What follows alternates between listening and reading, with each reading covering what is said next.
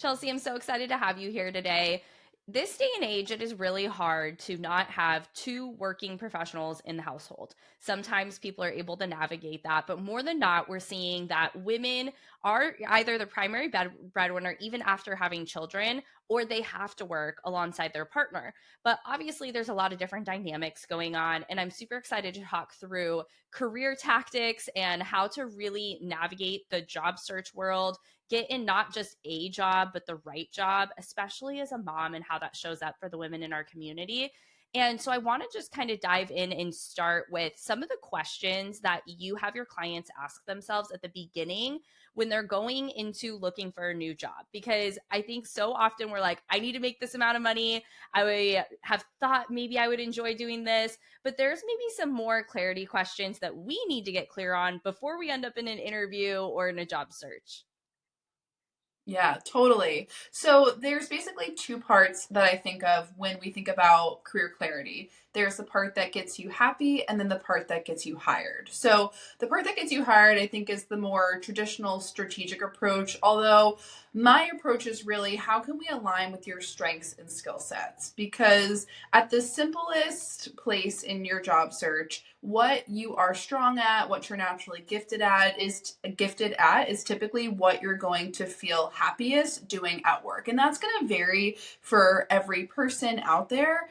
And I think a lot of times I see people out there trying to replicate other people's careers, which can be a beneficial exercise. But at the end of the day, we all have unique strengths, unique skill sets, and things that we can bring to the table. So we have to first look at you and what you're good at. And then that's also what's typically going to get you hired is what your direct and transferable skills are. And there's so much that you can say there, but that's the first part, what's going to get you hired. And then the other part is what's going to get you happy. And that's also going to vary for everybody out there. Maybe you want to be the breadwinner and you want to, have your husband stay at home. Maybe you just want to bring in a little bit more income and be able to end your day at 5. Maybe you want to work part-time. I mean, there's so many different things out there and ways that you can puzzle piece your career together. But what I think a lot of people do is they don't think about these two sides first. And that really is like your roadmap, right? You have to reverse engineer your job search from that place. Like, where are we going? What's the destination? I often say,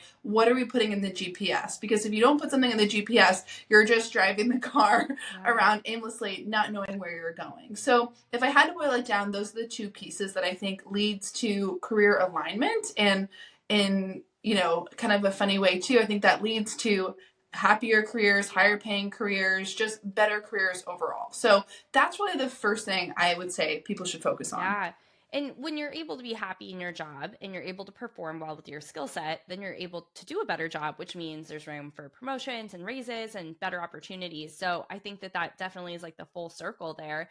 And I think that it is really important to find that happiness piece in your skill set, because if you're maybe going into a job search, you're going into a job search for a couple different reasons, right? Like you need more money, you're not happy in your current position, or you're looking for something to fulfill you.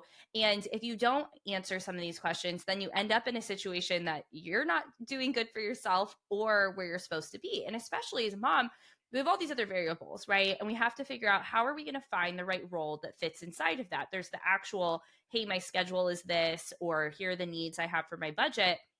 Then there's this other side of it of who you want to be. And especially after you have kids, there's often identity shifts. There's things that we become different people.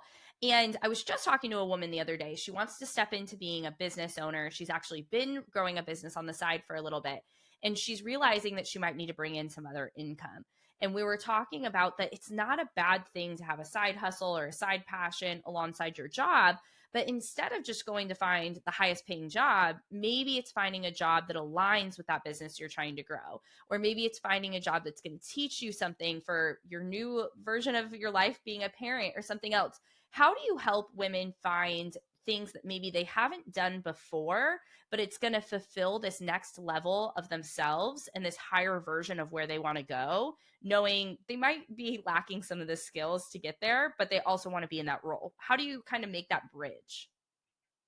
Yeah, for sure. So, again, I think you're on the right track there in terms of what is the job that's going to support the lifestyle that you want, right? And in turn, in having that strategy with those things I talked about previously, ideally, you're going to be able to be more focused and thoughtful about the time you're spending, especially for a lot of moms.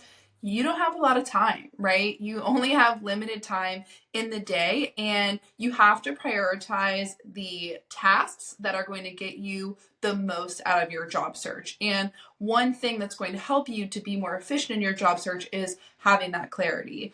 Now, if you're looking to maybe make a pivot, like I've worked with people who are entrepreneurs full time and want to go back into traditional corporate, or I've had people who are lawyers that, want to get out of that field. I mean, teachers, nurses, so many different types of people, right, who want to make career pivots, and people too that just want to move up in their career. But in either sense, again, I do think it's important to evaluate, okay, what are your strengths and direct skills? What skills would transfer over? And then what are your blind spots and or areas of development? So what I do with my clients is we kind of evaluate all those things. We do like a complete brain dump of your career and just look at the whole picture, because from there you can start to find patterns, right? You can start to connect the dots between those things: strengths, skill sets, areas of development, direct skills, transferable skills. And then from there, once you kind of figure out, okay, these are the things that I'm good at, these are the things I like to do, you can start to look at potential career paths and then notice those things that you might need areas of development. Now, a big mistake I see people make is they think that they have to go back to school or invest in like a month long certification. Many times you don't need to do that. If, for example, you want to become a lawyer or a doctor, okay, yeah, you might need to go back to school, but you obviously don't want to invest time, energy, and money into something that's not going to drive you forward. So it's very important, I think, especially for moms, to be thoughtful about where they're spending their energy. A great tool I have for my clients is using LinkedIn Learning. So LinkedIn Learning has a number of different courses out there. I have someone right now who's transitioning into brand marketing from being a set and a costumer in LA.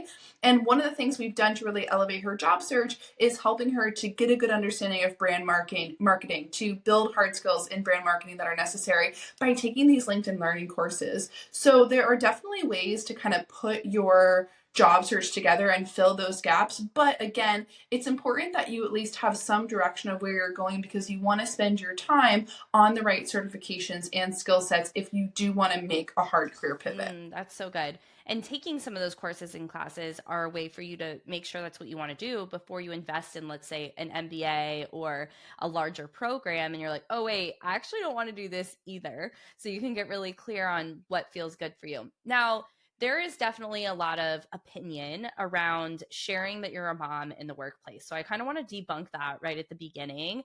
And debunk's maybe not even the right word, because in some places it is something to really be considerate of. What are some of the ways that you support your clients in that conversation, whether it's putting mom or not putting mom in their LinkedIn bio, having it a part of the interview conversation and process, and also talking about a gap in maybe your work history if you took some time off work? Yeah. So for me, my ideal vision for my client is to get them an aligned career and whatever that means to them. And so when I think about career alignment, we also want to think about pushing away the things that don't align. So if you are a mom and you want to be in an environment that is supportive of working mothers, I say put that on your LinkedIn.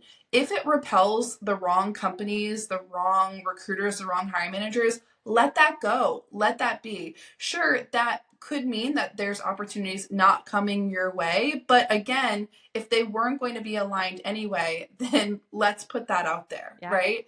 So obviously, though, there is unconscious bias, and there are people that are going to consciously or unconsciously judge mom. So if you are going to put that on your LinkedIn, let's just be aware of that, right? It's the same thing for women of color. It's the same thing from someone from a minority background. There are unconscious biases that exist. So certainly if you're someone who's really not wanting any of that, you can remove that. But again, if we're trying set the intention that you want a job that's supportive of working mothers, working parents, then put that on there and let the people that are going to be repelled by that be repelled by Yeah. that. Now, strategically, I will say I don't typically recommend more than like 5% of your LinkedIn or your resume to be about what I call the personality piece. So it's great to like, let your personality shine and let someone get to know you and to form that human to human connection. I think human to human connection is a big missing piece of job searching right now. And it's a way for you to connect with other people because you don't know, maybe the person that's hiring you is also a working mother or a working parent, right? And to have that connection point could actually be a benefit to you, right? That's something, I mean, think about like your friends or people that you meet or someone you meet randomly at a party, right? When you have that connection point, like you start chatting and like there's automatically that kind of like unsaid energetic tie there. And that is something that can help you in a job search because at the end of the day, people hire people. But your LinkedIn and your resume is needing to be focused on keywords that are going to get you hired. So I typically say like 5, maybe 10% of your LinkedIn and resume can be focused on anything personality piece wise. That could be being a mom, a dog mom, running, traveling, whatever. But those are not keywords that are going to be searched for that are going to get you hired. So keep it on the lower end. In terms of career gaps, again, there are companies and people out there that are still judging that consciously or unconsciously. That is the world that we're living in. I think we're making great strides towards that, not being the case, especially with COVID. I mean, one silver lining of COVID is so much of the workforce had to take steps back, had to take small stints at companies, were let go. So we're seeing more and more people have career gaps on their resume for a variety of reasons. Where from a recruiting perspective, I mean, it's hard for you to find a candidate that doesn't have some kind of short stint at a company or a career gap.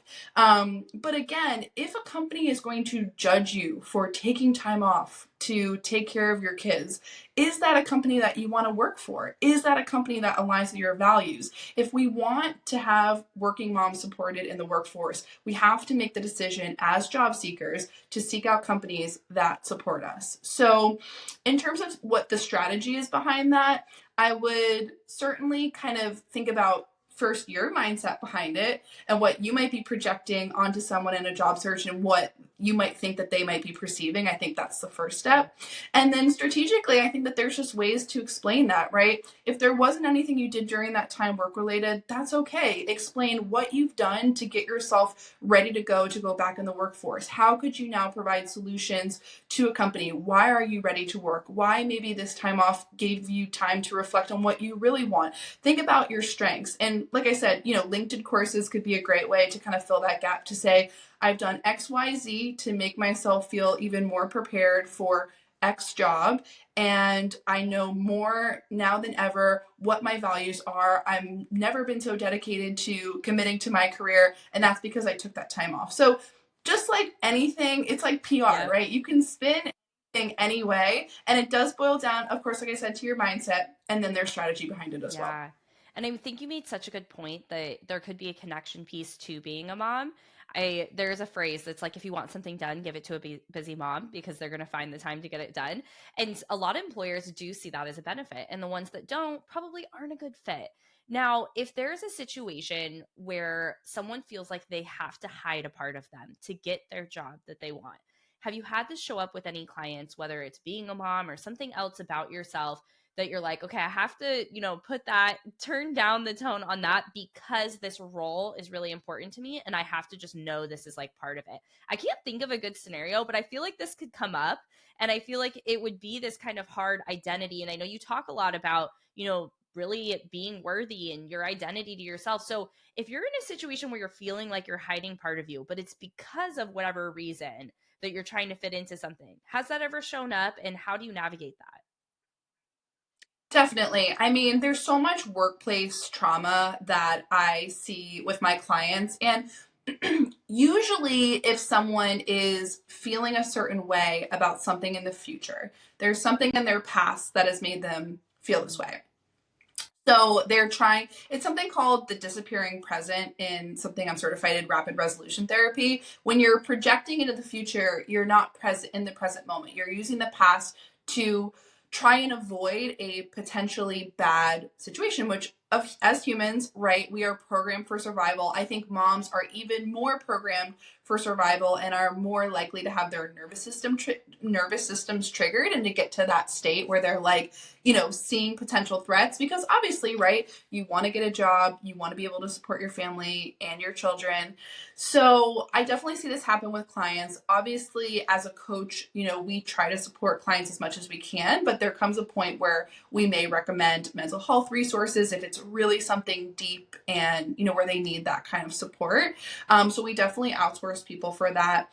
But we implement tools that rely mostly on subconscious reprogramming. So the way I see coaching and kind of a difference between therapy is we're giving a client the tools and working through with them what's coming up with them to really make sure that they have consistent effort on their subconscious mind. So, like I said, if you're projecting a potential future situation, then there's something in your subconscious that is making you feel that way. So we work with clients to peel back those layers. Okay, like what actually happened here? How can we reframe this? How can we reprogram this to serve you better?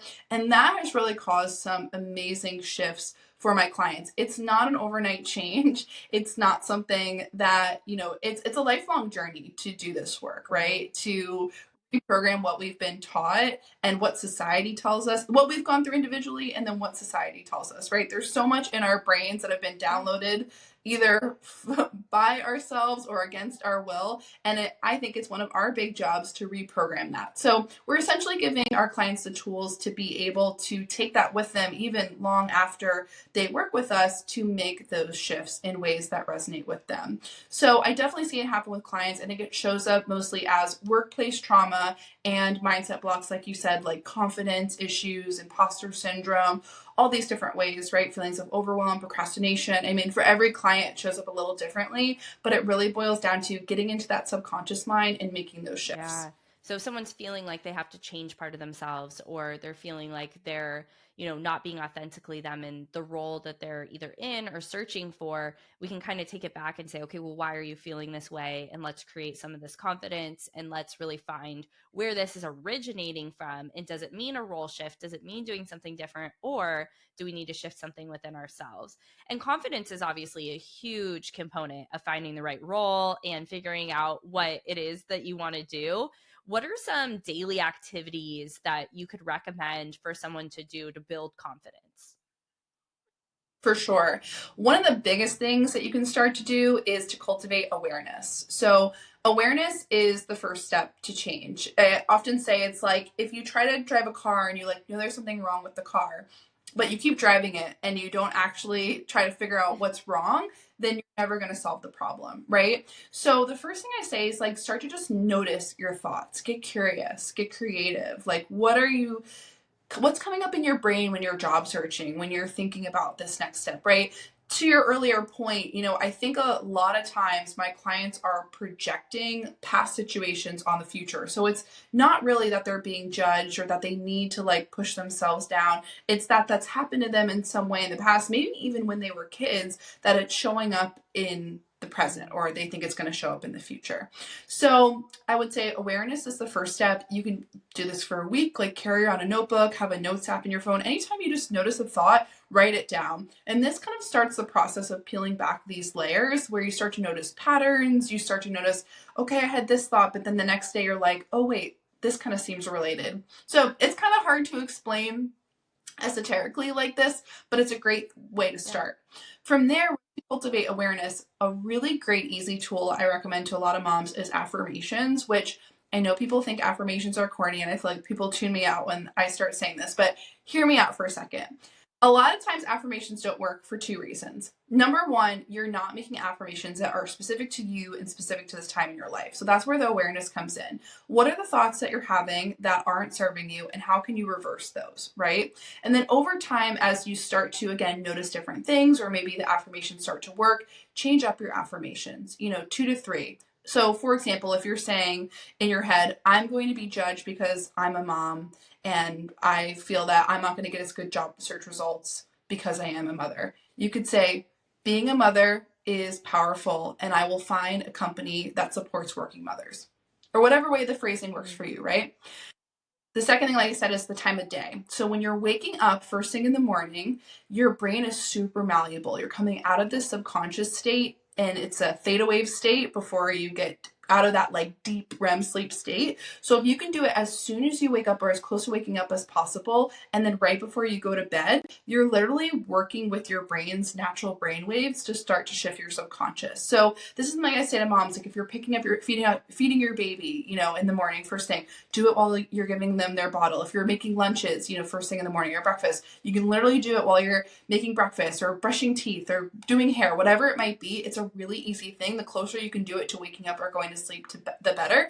But that one simple tool, I have seen such big shifts in people's subconscious because you're literally working with your brain waves. You're working with the thoughts, right? And flipping them, reversing them. It's like a Missy Elliott Yep. quote. Love it. To work backwards, reverse engineer those shifts.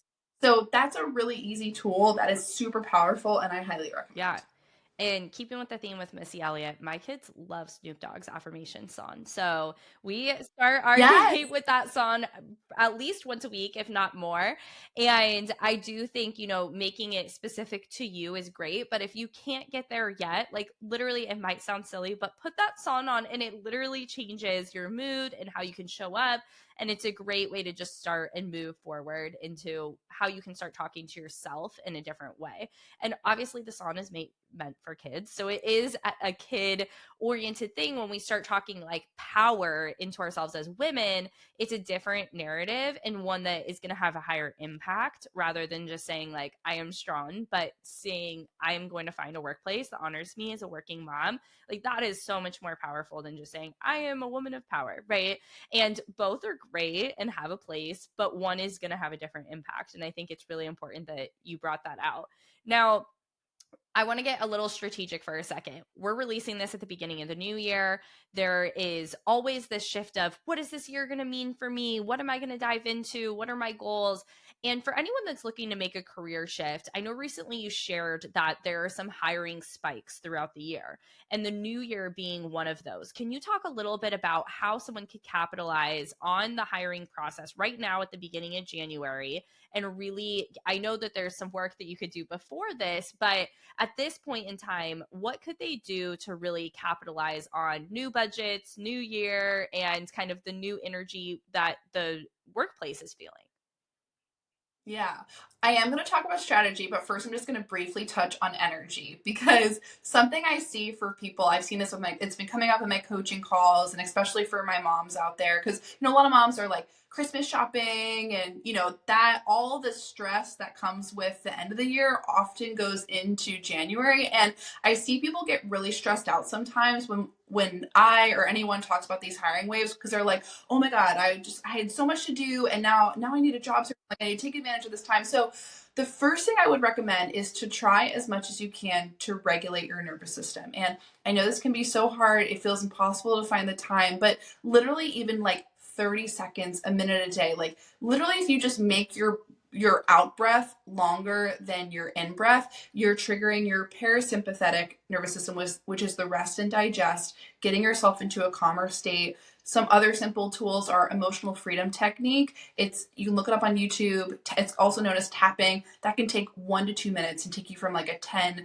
to a 7. And I'm not saying you need to get to like a 0 like Dalai Lama, but anything you can do to just get yourself a little bit more regulated, I would highly recommend because sometimes I see, especially for mothers, that they're already stressed out with the holiday season.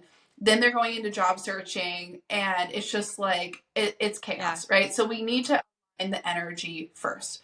Once you do that in any ways that you can, it's really important to get focused. And because it is the new year, right? New budgets, just like you said, there typically are more job postings than normal. And this happens a couple different times a year. I often see it in January, March, June, September, and then a ramp up from like October to December. And just as a heads up to everybody too, you can get hired at any time of year with the right strategies. These are not the only times to get hired. They are just peaks where there are typically more jobs Yeah. postings. But what I see happen is that people get overwhelmed and they don't prioritize, or they're trying to apply to everything. They're like rushing. Again, that's where we go back to that energy. So going back to kind of what we talked about earlier, I would really get focused in on what you're looking for. As much as you can, what is the job function, the level, the salary band, the titles, and the industries that you're looking at and that you're qualified for. Really try to get targeted there. And this is like, there's so much I could say here with strategy, but the biggest things are clarity, optimizing your personal brand, so editing your resume for each job. And if you can do networking, particularly on email, that's what's going to be most beneficial. So there's so much I can say with that, but if there's one thing you would take away, it's to get strategic and focus. You don't have the energy to apply to every job, and you're not going to be a fit for every job. So really figure out what it is that you want, right? That part that makes you happy and the part that gets you hired, and then go in and try to apply to, let's say, 5 jobs per week if they feel aligned, right? Really, quality is going to get better results than quantity at any time of year, but especially in January. And what I see is people like go ham in January. They just try to apply to everything. It doesn't work. They get burnt out, and then like they have like to recover for months. And we don't want that to happen, right? So I would say get focused in on what you want. If you can add in the optimization of your resume, excellent. If you can add in a layer of strategic networking, excellent. But if there's one thing, really get focused in on that. What is going to make you happy and what's going to make you get hired. Yeah. And let's talk about optimizing your resume for a moment, because when I first understood like how to optimize your resume, I felt dumb, to be honest, because I was like, "Oh, duh, like that it's going into a computer, it's going into a system. I need to have keywords in there." But I feel like when I graduated high school and college, no one talked about keywords and like search engine optimization on your resume and how it's going into a program that's going to basically like score you. And no one's going to even look at your resume unless you get a higher score for certain jobs, not every job. And none of those things were things that I was taught. And I always looked at my resume back then about like, how does it sound? How is this making me sound? What is it putting together? Where really you're like writing something for a computer to read most of the time, not always. Sometimes it's going directly to an email. But can you talk a little bit about that and how to make it personable, but also for a robot to read? I mean, for me, I'm not really. I have my clients make 2 resumes. I have them make one for the robot, one for the applicant tracking system, and then one that would be read by a human. And typically they're similar. So let me explain the differences. I really say the best thing you can do is make it really targeted to that job description, because you're right. You are fighting against a robot, trying to get through the robot. And every applicant tracking system is different. Some are super intelligent, some are not as intelligent. But the best thing that you can do is align with the keywords in the job description. That is your best clues to figuring out what to put in there. A great tool to help you cut down some of this time is ChatGPT. You can throw your resume in ChatGPT and say, ChatGPT, can you tailor my resume to this job description? It's not going to be perfect. It's not going to be quite the same as a human looking at it, but it'll at least get you on the right track. Another thing you can ask is, what are the 20 most important keywords from this job description? And to start there, right? That will at least get you on the right track, because applicant tracking systems basically use AI. So ChatGPT is kind of like a very rudimentary ATS. So you can use that as a starting point. Another great tool is jobscan.co. They do make you pay after 5 scans, but side note, and hopefully JobScan doesn't hear this, but if you go in incognito mode, it won't track your cookies. No. So you can as possible. So that's a good tool to use, and that will at least get you on going on the right track in using the keyword. So I would say, like, not to, not make it personable at all, but I would really just focus on making your resume keyword heavy.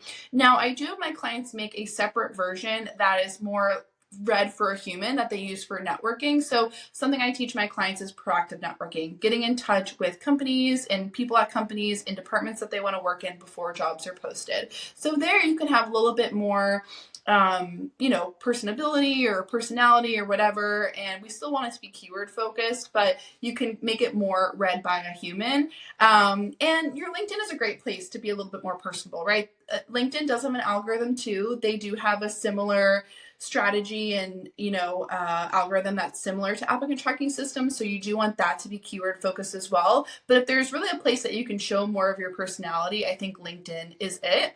And then the last thing I'll say is that, I really don't recommend relying on applying alone, because it's not a perfect system, right? I mean, you can make your resume perfect, using these tools, and it could be beautiful and, all aligned, and still not get an interview because there's just a lot of candidates. Yeah. So while, there are strategies to get through the applicant tracking system, I don't like to rely on that alone. I like my clients to feel like they are doing everything that's in their power to get an interview for a job they're interested in. So that's where strategic networking comes in, and trying to go beyond the applicant tracking system, making those connections and making yourself more than just a piece of paper. Because at the end of the day, the way you're going to really have that personability and, that connection is by having a conversation with someone. And that's the goal. Yeah. And so often, if we're in a situation and someone says, "Hey, do you know anyone that happens before someone says, "All right, let's hire a recruiter, let's put this into the system." Like the company is first saying, "Hey, I think we have this role opening up, or we're going to build this role, or whatever it is."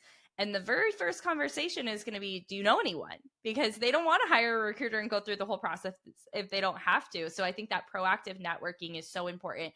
If you were to give us just, I know that there's so many different tactics to that and it's really in depth, but if you were going to give someone a couple steps to say, "Hey, here's how you get started proactive networking or really connecting with people before the job is even listed," what are some things that you could do?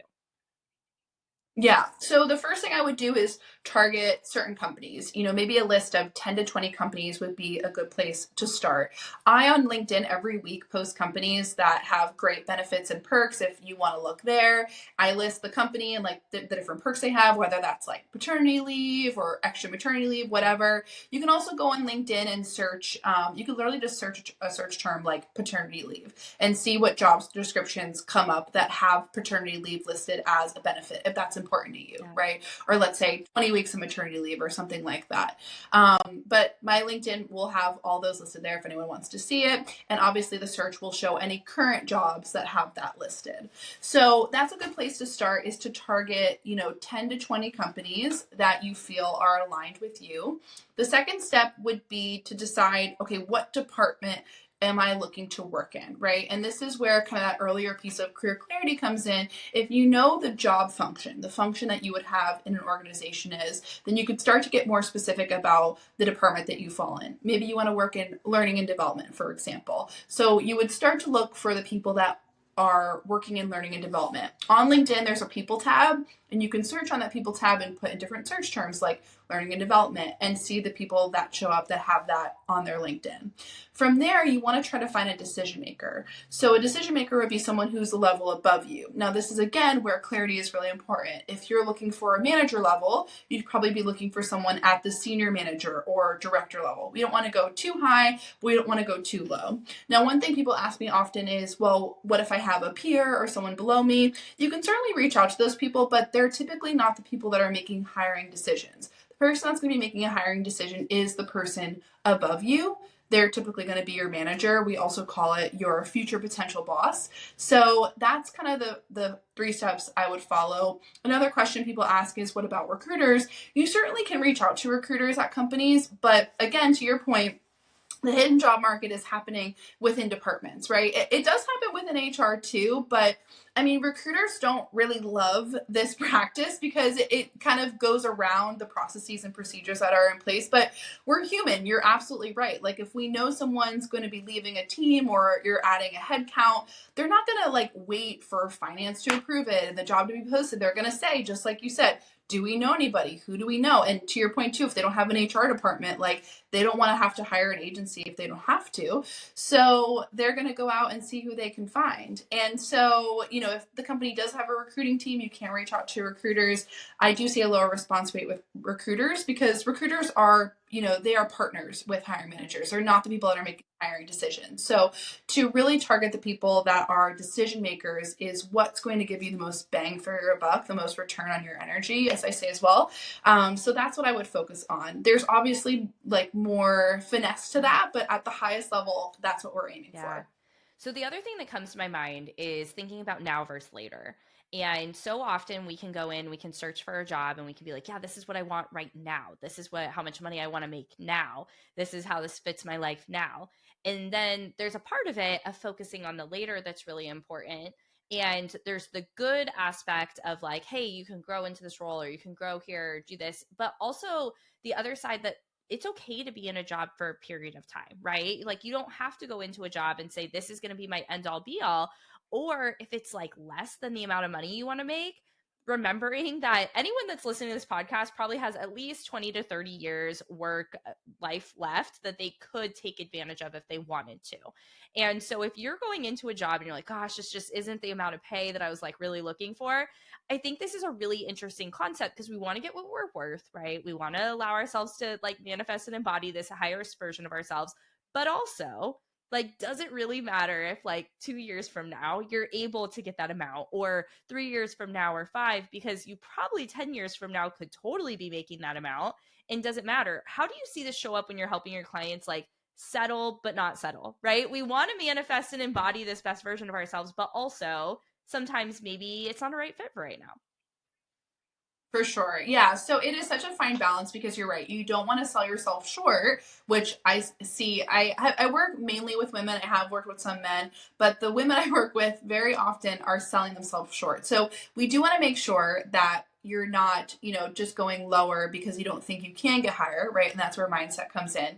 But the way that we work with this with our clients is we make a list of desires and deal breakers. So I have a three-part process. The first I kind of talked about, evaluating your career thus far. The second is evaluating you now. And then the third is where you fit in the job market. And the evaluating you now is what are your desires and deal breakers at this stage of your life. Me now is different than me 5 years ago and will probably be different from me 5 years from now, right? So evaluating where you are in your life and what your wants and your needs are really important, right? A really easy example is maybe you're planning to have a family, but right now you want to prioritize travel and, maybe you're recently married and, you want to just enjoy time with your partner. But in 5 years, that might be different. Then maybe you'll be planning for a family or, have kids already. So evaluating that, I think, at different stages of your career and life is very important. But that initial list of desires and deal breakers is really great because it helps you to evaluate what are the things I want and what are the things I absolutely need.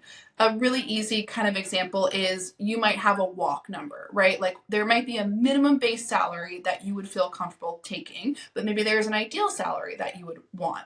So I use this with my clients to help them decide what jobs to apply to, what interviews to take, what interviews to continue with, what offers to take, how to negotiate offers and salary. So it's a really valuable tool because it allows you to have an objective list that you made early on in your job search that is not based on emotion or a certain moment. Like, for example, maybe you get an interview and you're like, oh my gosh, I have to take this because it's the only opportunity that I'm going to get, which is a mindset block, right? That's scary.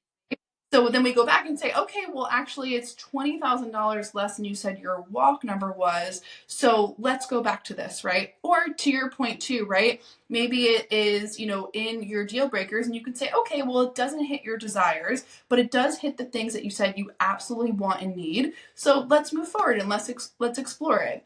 And in that case, it's important, I think, to evaluate, what is the typical promotion trajectory in this company? What are people making at the next level up? Is it a large company? Is it a small company? It is totally fine to, have a role that doesn't check all the boxes.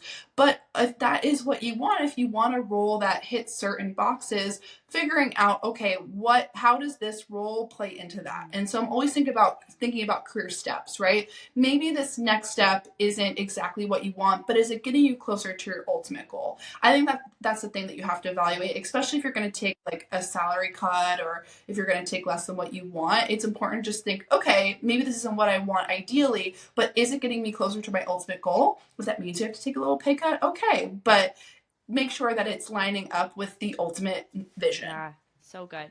Now, there are so many things that I think we all say, gosh, I wish I would have learned this when I was a kid, or I wish I would have been able to have these skills or these tools. As parents, what are some things that we can do with our children to help set them up for success in the workplace environment, whether it's job searching or like internal worth? What are some of the things that we can do to help them as they navigate real life? Oh, that's such a good question. Well, get them a career coach and don't have them rely on career services. Okay, then let's Um, start there. At what age? So I started working like on paper at 15, and I was actually working before that as well. So what is too early to be working with a career coach or having some of that information provided to you?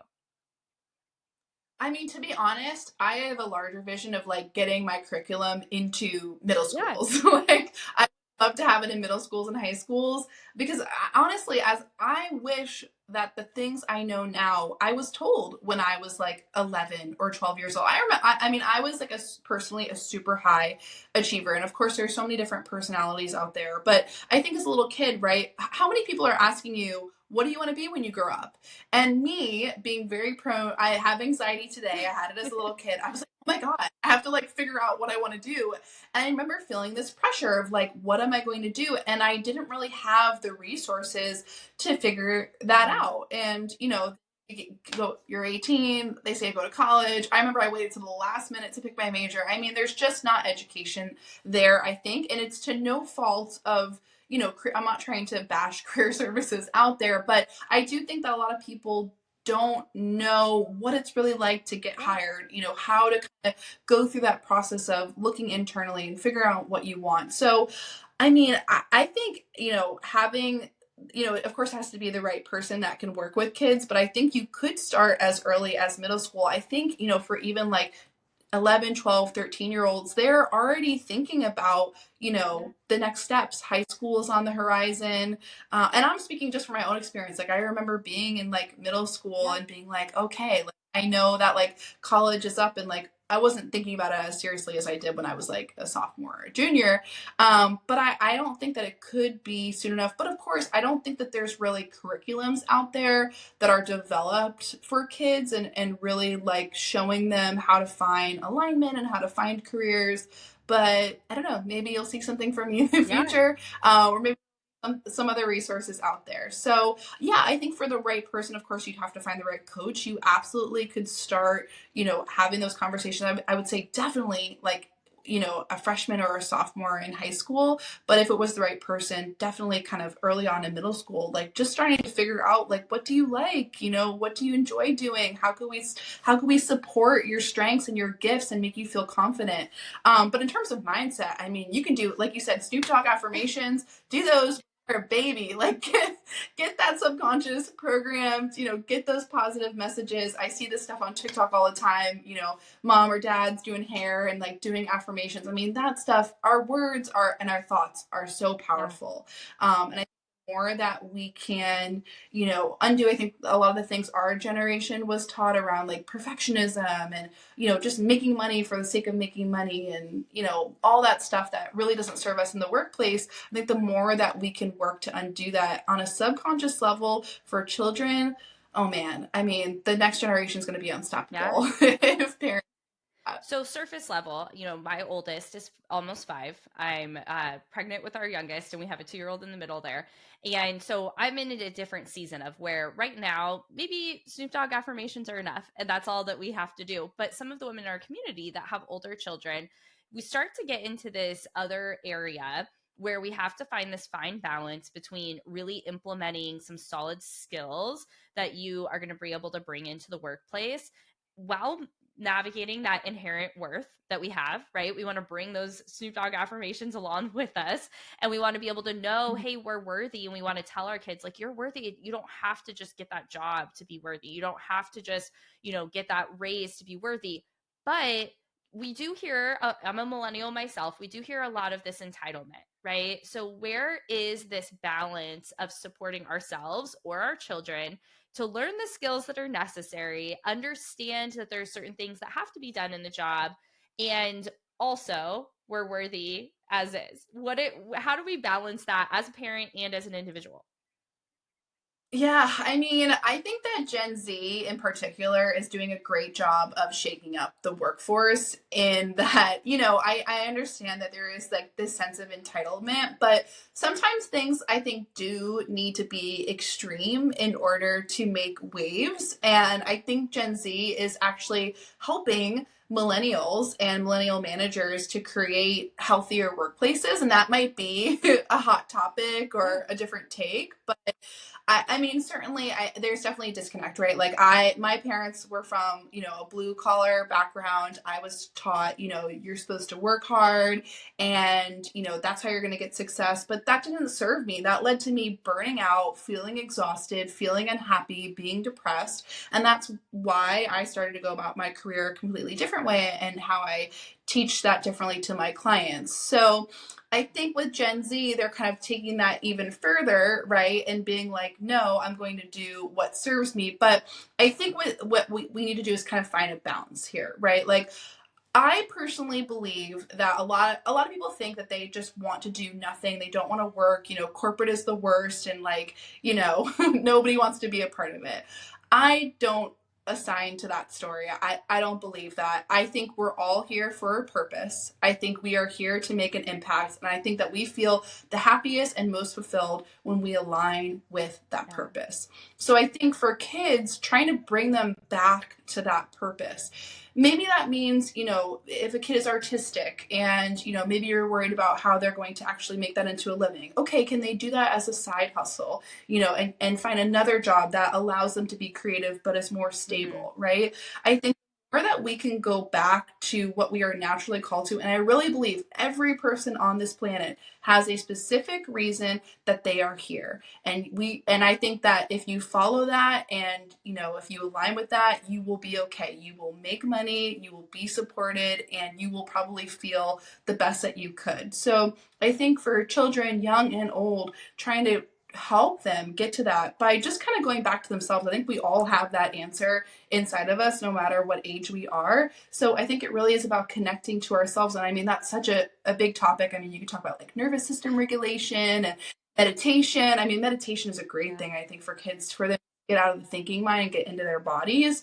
But I think at the end of the day, to answer your question, connecting to purpose is one of the best things I think kids can do to kind of bridge that gap between, okay, how do we work but not be in that kind of entitlement phase? And I think that's the bridge that we are hopefully going to be building in the next generation. Yeah. I think that's so important because so often we see in this community of moms as well, after we have kids, we think, okay, this is our purpose. And then it's not. It's not your only purpose. And especially women that are on this podcast, they're navigating that. They're realizing, hey, I'm called to do something else. I have goals in these other areas in addition to being a mom. And if we apply that to our kids, it's really the same thing where you have a purpose to be a child, you have a purpose to be an individual, you have a purpose to be an employee or whatever you are called to go do. But there are these different arms of us, and each of them come back to, the bottom of the tree, if you will. But to be able to really allow yourself to have those multiple purposes and find that. And I love that you brought the example up of the art, because we can have a passion and a joy that maybe isn't what pays the bills, and we can nurture that in our children while helping them navigate real life things, and maybe helping them be creative into how to pay their bills with that passion. So I think that that's really, really great. Before I ask you our last couple of final questions, where can everyone connect with you? Where's the best place for everyone to tap into your world and hear more of this goodness? Yeah, so I'm on Instagram and TikTok at Chelsea Stokes _. So I post content on there daily. Like I said earlier, you can find me on LinkedIn. I think my LinkedIn is Chelsea Stokes 1, but if you search Chelsea Stokes Career Coach, you should find me. And like I said, I have a weekly post that goes out of great companies. A lot of them are really aligned to mothers. So you can follow me there to see those posts, and or you can find me at chelseastokes.com. So I'm on every platform pretty much, but that's where you can find me. Amazing. Now, I think when we think about really getting into this purpose and these different conversations, there is strategy. We talked about the keywords. We talked about how to, network, how to get into places, but we can create this frequency or this feeling of how we are as humans. And I see this show up a lot in how we nurture our homes as moms. If we walk in and we're all stressed out and it's been a crazy day, we're creating more chaos than we are joy in our house. That is the frequency at which everyone chooses to operate within the house. Doesn't mean it's easy to switch it, but the fact of the matter is when we can switch it, we can have a better culture, a better environment. Now, you have a new program that talks about frequency. Let's talk a little bit about that and how this shows up in the workplace and our job search. Absolutely. Yeah. So I just launched a new program called Career Freak, and it's all about aligning your internal frequency to align with your external reality. So I really believe, I mean, if you even think about atoms and, we are all giving out different vibrations all the time. Right now, you and me, like everything around us is all giving out a certain vibration. And while certainly we can't control other people, I do think our vibration impacts the people around us, especially our families, right? And the people that are closest to us. I mean, who knows? There could even be a genetic component to that, right? If you think about like twins and how they have like that, what is that called? Telepathy, yeah, where they Yeah, read each other's minds. yeah, like I don't know, like brush over that, but anyway, I think it really is about, and I know this is so hard for moms, and I think the expectation a lot of times for moms that work with me are like they're thinking they need to have like a 30 minute or an hour long self-care routine to see progress. If you can even carve out 5 minutes, 2 minutes, right? Like there are meditations that are literally that long. My program, I have made the meditations like 10 minutes or less. Like I'm trying to make it really short so that if you're working a lot, if you're busy, you have, just if you can carve out 10 minutes, then you can still get that alignment. So finding ways for you to go inward and really create that alignment as much as you can in yourself. Again, it's not going to be an overnight change. It's not going to happen immediately, but I'd be curious to see how that impacts your external reality, the people around you. Even just give yourself evidence for this. Like if you ever just meet like a kind person, like someone opens the door for you or does a little act of kindness, like how do you feel? How do you feel impacted by that energy, right? Think about ways that you have experienced energy impacting you, and that can give you the motivation to do that with your own family, with your own kids, with your own partner. So I have a great program that's working on aligning your frequency and your vibration, but any sort of like meditations or visualizations that align with you, any nervous system practices that can create that calm within you, I really feel that is going to impact everybody and everything around you. And what a beautiful ripple effect that is too, just with like society at large. So So good. And that's of what I course, that helps us get our would. dream jobs, our dream positions, right? Because then our energy is there. So, this has been so helpful, Chelsea. So many good takeaways. There have been a lot of takeaways, though. And with all of the frequency and high energy and moms having a lot of mental load, I would love if you could give the mom that's looking for something different when it comes to her career path. What is the very first step she should take getting off this podcast today? Okay, the first step that you should take. What I would say is the first step that you should take, typically for most moms, is to figure out how you can get things off your plate to make time for you. And again, even if that's like 5 minutes, to figure that out. So I was actually just doing this exercise today, and it's from Boss Babe, who Natalie, I forget her last Alice. name. She's also Yeah. yeah, yes, she's amazing. She has this exercise that's called do, delegate, defer, and delete. And if you can take an audit of the things that you have going on, what needs to actually be done, what can be deferred, what can be delegated, and what can be deleted, that's a really great place to start because I don't think it's really beneficial to just dive into a job search for most moms because if you were able to do that, you probably would be doing that, right? You probably don't have the time or you're feeling stressed out or your energy isn't aligned, right? So in order for you to carve out the time to meditate, in order for you to carve out the time to job search, you got to take a look at like what isn't working. Where is your energy being drained? Where are you not optimized? Maybe that looks like, asking your husband or wife to, wash your kids for 5 minutes or calling in the in-laws or, maybe looking into like a play date or something, right? Getting creative and making that list of that do, delegate, defer, and delete can really help you to prioritize what are the things that actually need to get done? What are the things I can give to somebody else? What are the things that can wait? And what things can I remove off my plate? And this is a hard exercise, so you have to be really honest with yourself. I think especially for moms and women, we want to do it all. We want to be that superhero, right? But like maybe you don't need to make the cupcakes for the birthday class. Like maybe you can ask somebody else to do that. Or maybe you don't need to host those people. Maybe you don't have to host that play date. Like, how can you say no? And there's a lot that goes into the mindset around that. But I would say that if there's one action you can take 15 minutes today, write down all the things that you can think of that need to be done, put them into those categories, and try to prioritize so that you can carve out this physical space for you to start either working on your energy or working on your job search. That I would say is the first place to Love start. that. So good. Now, we love evolving goals. You've done a lot of really cool things. You've transitioned from a really successful career into helping women in this space. But what are you currently excited about? What's a goal that you're currently working towards? Yeah, so right now I'm really working on expanding my impact, and I have a really expansive and wonderful coaching program, and I've supported hundreds of people in that coaching program, and I still will continue to, but I want to be able to expand my impact, and right now I'm focusing on digital programs. So there definitely will be more digital programs coming from me and different offers and opportunities to work with me, but I'm obviously only one person, right? So I can only work with so many people, and I really want to be able to expand my impact. Career Freak is one way that I'm doing that, right? Like, I know the power of aligning your frequency. So I'm sending that out to say, okay, you can do this at any time when you find the time. Like, you can have this and it's repeatable. You can literally use it forever. So I'm working really on how I can expand my impact via digital programs. And so that's my plan for 2024. And definitely there'll be more to come from me. If you follow me on social media or anything, you'll definitely be the first to hear about Awesome. that. Thank you so much, Chelsea. Yes, thank you so much. This was so